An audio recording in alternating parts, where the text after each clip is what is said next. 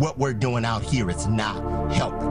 Us rioting, looting, burning down donut shops and stores and everything else, liquor store, Shanae's hair salon for the extensions, this is not helping. Us acting a fool out here because we pissed off at the police is not helping. I said this before and I said it again. Change is not gonna come until we change it. I'm sick of it. I'm not gonna tell you we gonna march, we gonna do this, we gonna do that. I'm gonna tell you, damn it, let's change. Let's change as black people. When is this gonna stop? When?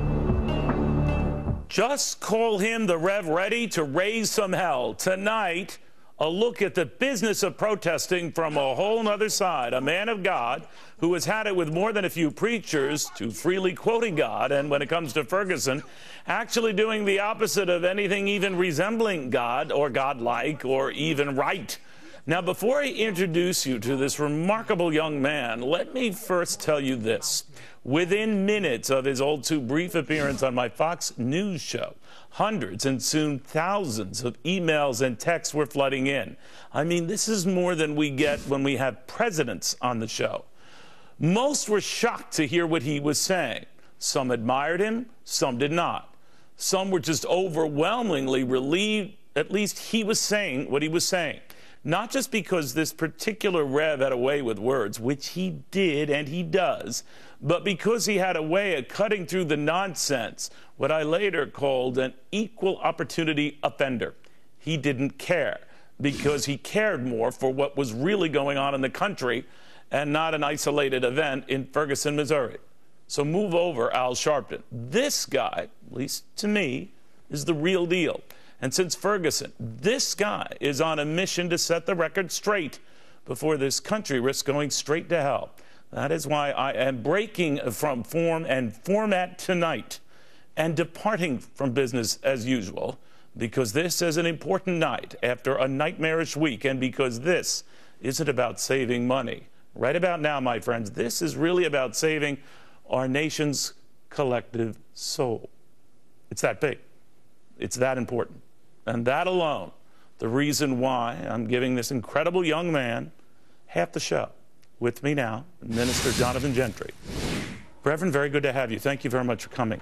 Thank you, Neil. Thank you for having me. How you doing, sir? I'm doing fine, my friend. You know, it was one thing when I first caught your videos, I guess on YouTube. I didn't remember the genre, but you can tell right away, Reverend, how ignorant I am of social media. But I caught them, and I was stopped in my tracks. And then people of all persuasions on Ferguson, some who said African Americans were being unfairly victimized, others who said just the opposite. Everyone stopped to hear this. And then your appearance, and then all those emails, and then the comments. What got you as angry as you got to register the rage you did? It was a series of things. For one, I don't move on my own agenda. I felt God was compelling me, pushing me to push this out for Him, for His purpose, for His people. Because like I said, we're lost. We're just a continual cycle. We're going downward. Who's going downward? As a nation, as a people, as a community, you name it, we're just going down, especially in the black community.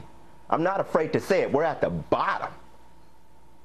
Everything, when it takes place, and I said this in another interview, we show our greatest weakness instead of our greatest strength. You understand? And then the nation sits back and looks at us like, wow. Do you wonder why many of us are stereotyped? I'm not ashamed to say it. Look what's going on in our country. Look how we respond. And the sad part about it is our leaders supposed to have a relationship with God. And they seem to have no sense of direction. All right, are you talking about Al Sharpton? Because I want you, Reverend, I want you to respond to what Al Sharpton said soon after the decision, the grand jury decision in Ferguson. This is Al Sharpton. You won the first round, Mr. Prosecutor, but don't cut your gloves off. Because the fight's not over. Justice will come to Ferguson. What do you think of that? Foolishness. First of all, Al Sharpton, the battle is not yours, but God's. Who are you to want to call battle? You lost this battle, but we're going to win the next one. The battle's not even yours. 1 Corinthians 14:33, God is not the author of confusion. You are fueling hate, confusion back into communities because you lost a round. Sir, sit down. God is not with you. You need to take a seat, take a back of the seat, and sit down and let God take control of this situation. Because in God there's love. In God there's peace. In God there's unity. You understand? You are showing none of that to the human race. You are keeping the black community divided by an incident because parents didn't take responsibility for their children's action. And that's a whole nother segment, and I'm going to talk about it today. This is about responsibility. These parents today need to take responsibility for their children, and I say that in general. But now, okay, as a young African American, have you ever had trouble? And this comes up a lot on the show when I talk to those who agreed with what happened in Ferguson, those who didn't. And it came down to this, Reverend Neil, you have no idea what it's like to be an African American and try to get a cab at night. Whether you're wearing a suit or jeans, good freaking luck. There is a double standard, and it's real, and I don't get it, whites don't get it, and we don't appreciate it. What do you say to that? It's excuses. I've been pulled over. I've had my encounters, but they never got to a Darren Wilson incident. I respected myself, and I respected the gentleman that pulled me over. And at the end of it, a lot of times they're like, "Sir, have a good day." We had a wonderful discussion many times. I became friends with a lot of them. Well, I think you could actually talk your way. I think, no, you're so good, you could talk your way out of a ticket because you're very, very eloquent. But in all seriousness, I am wondering then when Al Sharpton talks to a crowd and says, look, you've been wronged here. What is wrong with that? What is wrong with saying, as he did, we've got to rectify this? You're saying he's just agitating?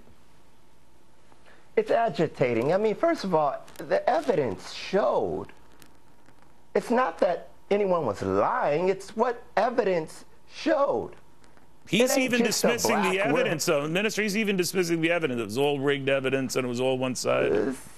It's just glorifying ignorance. I mean, I understand where the parents, and my condolences goes out to Michael Brown's parents, off the record. It does. It does. However, for this man to want to be an advocate, to just say, oh, it was because of this, or evidence showed that they had a confrontation. However, the direction went with this officer having to do what happened. We were not there, but the evidence showed that he had an encounter with him.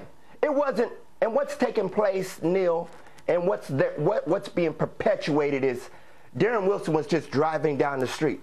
There's a black. Pow, pow, pow. Vroom. That did not happen. That's not what happened. So we need to debunk that foolishness in the black community. Darren Wilson didn't drive, there's a black. Pow. Vroom. That's a whole nother story. That did not happen. That is false. So what do you think of those who've all but made him, what do you think of those who've all but made him a martyr now? What about the martyrs or the murderers that are in our own communities? Let's be blunt. What about the murderers in our own communities that we don't want to take responsibility to? What about them? We have raised Michael Brown up when Michael Brown's been being killed in our community every single day. From Los Angeles, Flint, Michigan, New York, Boston, Atlanta, St. Louis, all over the globe. Why is only Michael Brown the only black that's being recognized and glorified when we kill blacks on a daily? How come we can't protest to that?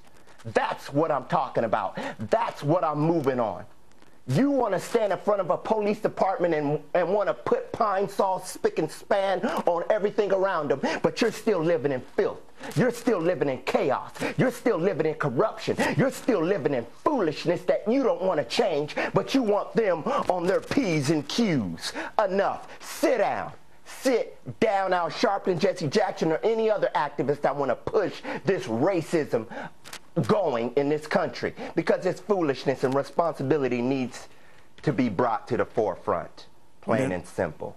I'm sorry, Minister, if you can just hang on there. We're going to take a quick break here and have the minister respond to a lot of comments I got after his appearance, including many from the African-American community who said, that guy's just an Uncle Tom, Neil. He's not speaking for us. These are for African-Americans who said he that man let the African-American community down. Really? After this.